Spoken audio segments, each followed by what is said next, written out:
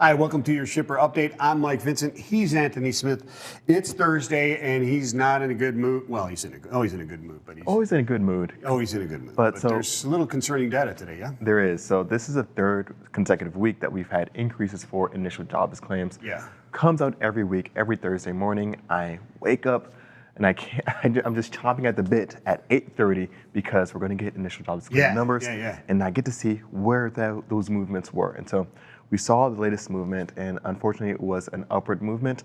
So just over 360,000 applicants for the most recent week, showing that 360 some odd people, I think 363,000 people applied for unemployment benefits for the first time, initial time. So this is an upward movement. Now this is usually a volatile index because it's week to week. It can go up, it can come down, it can go up a couple rarely months. Just straight across, yeah, right? It'll be weird. It'll be concerning. It'll be very sus. So when we're seeing an upward movement for 3 weeks in a row, when we're seeing pandemic lows just before this, it's concerning. And so with that, we have to combine it with other indices. So it's not just enough to have initial jobs claims. We have to look at the continued unemployment. We have to look at the unemployment rate. We have to look at other indices that break down employment. We have to look at the quit rate. We have to look at all these other indices to kind of confirm what's going on, just to kind of see, hey, is this truly a trend across the board, or is there just something kind of weird or transitory going on in a certain data set? And so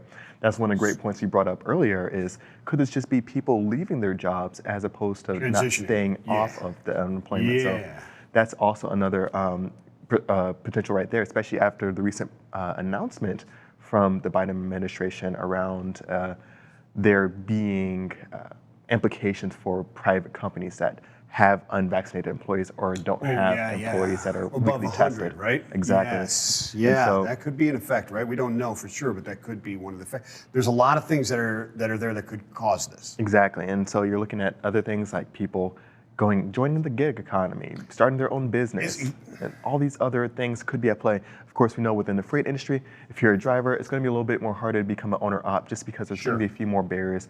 Finding a truck at a reasonable price, there's going to be a few more barriers to entry there right now in this current market. But when we're looking at transportation, when we're looking at shippers, they're all going to be feeling this across the board.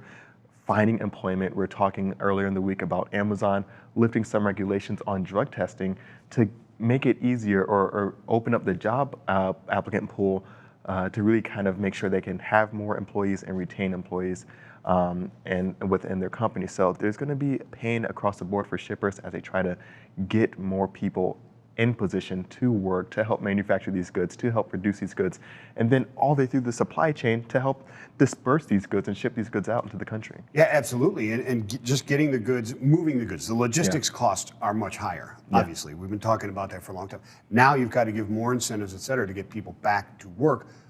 Both pretty high or big pressures on inflationary, right? Exactly. And so we had Jerome Powell, head of the federal chair, talk just recently saying that and confirming the expectations that there will be inflationary pressures going into 2022. So I don't think there was too much of a surprise there, really, that there's going to be inflationary pressures exactly going into 2022 or really throughout the first part of the year. The big thing is, of course, with these increasing week to week numbers for initial jobless claims, it's going to make me kind of look closely to some of these consumer trends when we're going to look at that Christmas season, those spending opportunities. Their spending trends, their sentiment, and so likelihood. If that eases and it comes down in a sense, I'm not going to be too alarmed, but if it contracts in a sudden way, that's going to be something of note. And then, but the thing is, we might not see a huge drop off in freight volumes just yet, even if we see a lower amount of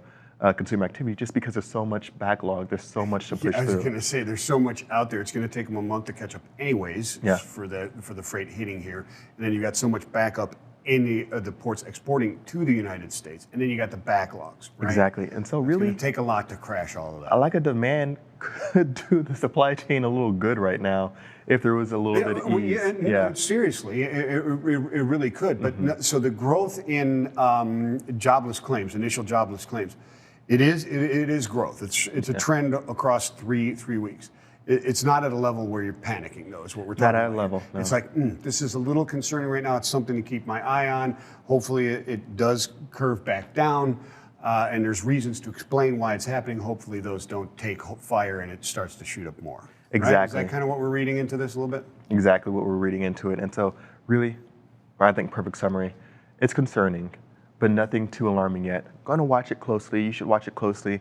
And be sure to watch what's going to be coming up. It's going to be consumer spending. It's going to be coming up. And I think the tomorrow's release is going to show the August number. So watch that one. Watch the consumer consumption expenditures for durable goods. That's going to relate directly to freight volumes. And so I'll be keeping an eye on those as well in the coming week. Excellent. We'll catch up with you and get some insight on those. Thank you very much, Anthony. You have a great rest of your day and weekend.